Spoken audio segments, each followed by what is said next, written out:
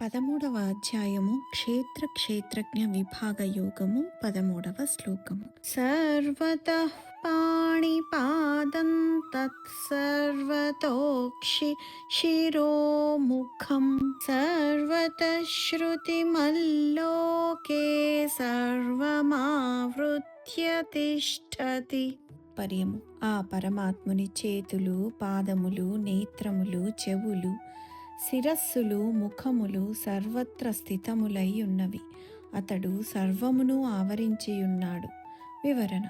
పరమాత్మ మనకు కనపడకపోయినా సర్వత్రా వ్యాపించే ఉంటాడు. ఈ భవబంధాలలో మునిగి ఉన్న మనం ఆయన ఉనికిని గుర్తించలేము. పరమాత్ముని చేతులు, కాళ్ళు, చెవులు, తల ఈ విశ్వమంతా వ్యాపించే ఉంటాయి. అన్ని ప్రాణులలో నిలిచే ఉంటాడు. అందుకే మనం చేసే మంచి చెడు పనులకు ఆయనే సాక్షిభూతంగా ఉంటాడు. పరమాత్మ మనని చూడడం లేదనుకోవడం మన అవివేకం. ఆయన మనలను అన్ని వైపుల నుండి చూడగలడు. మన ప్రార్థనను ఎక్కడ నుండైనా వినగలడు. ఈ జగత్తులో వ్యక్తమయ్యే అన్ని రూపాలలో, అన్ని ప్రాణులలో ఆయన నిలిచి ఉంటాడు.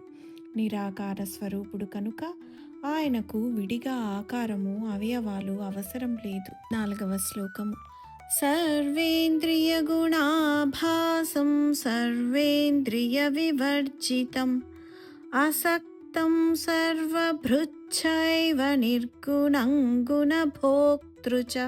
పర్యము. అతడు ఇంద్రియ గ్రాహ్య విషయములను అన్నింటినీ ఎరిగినవాడు, కానీ వాస్తవముగా ఇంద్రియాదులకు అతీతుడు.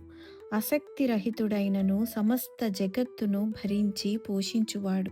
అతడు నిర్గుణుడయ్యును అనగా గుణాతీతుడయ్యును ప్రకృతి సంబంధము వలన గుణానుభవములను కలిగియుండువాడు.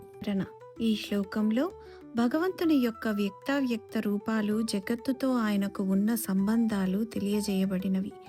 జీవులందరికీ ప్రాణమిచ్చి పోషించి పాలించే ఆ భగవానునికి ఎవరి పట్ల సక్తాసక్త భావాలు ఉండవు. ఆయన గుణాతీతుడు అయినా అన్ని గుణాలను బోధించేది కూడా ఆయనే. ఆయన ఇంద్రియాలకు అతీతుడు. ఆయనకు వేటి పట్ల మమకారము, అనుబంధము ఉండదు.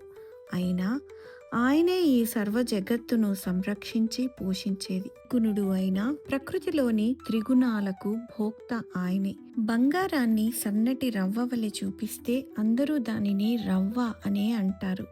పరీక్షగా చూస్తే అది బంగారం అని తెలుస్తుంది. అలాగే ఈ సంసారాన్ని సరైన దృష్టితో చూస్తే అది పరమాత్మ స్వరూపమని అర్థమవుతుంది. సంసారం నుండి పరమాత్మను వేరుగా చూడడం ఆ జ్ఞానులకు తప్ప ఇతరులకు సాధ్యం కాదు. ఇంద్రియాల అవసరం లేకుండా ఆ పరమాత్మ అన్నిటినీ తెలుసుకోగలడు. ఎందుకంటే అన్ని శరీరాలు ఆయనవే. తినకుండానే అన్నీ తిన్నట్లు అనుభూతి పొందగలడు. అది ఎలా సాధ్యమో ఈ ఉదాహరణ ద్వారా తెలుసుకుందాము. రామకృష్ణ పరమహంస గారు క్యాన్సర్ కారణంగా ఏమీ తినలేకపోయేవారు. శిష్యులు ఆయనకు రకరకాల తినుబండరాలను, మిఠాయిలను తెచ్చి ఇస్తే వాటిని భక్తులందరికీ పంచిపెట్టించేవారు. ఆయన ఏమీ తినలేదని శిష్యులు బాధపడితే వీరందరి నోళ్లతో తినేది నేను కాదా అనేవారు. కన్న తల్లి తన పిల్లలకు తినిపిస్తూ తానే తిన్నట్లు సంతోషించడం ఇటువంటిదే.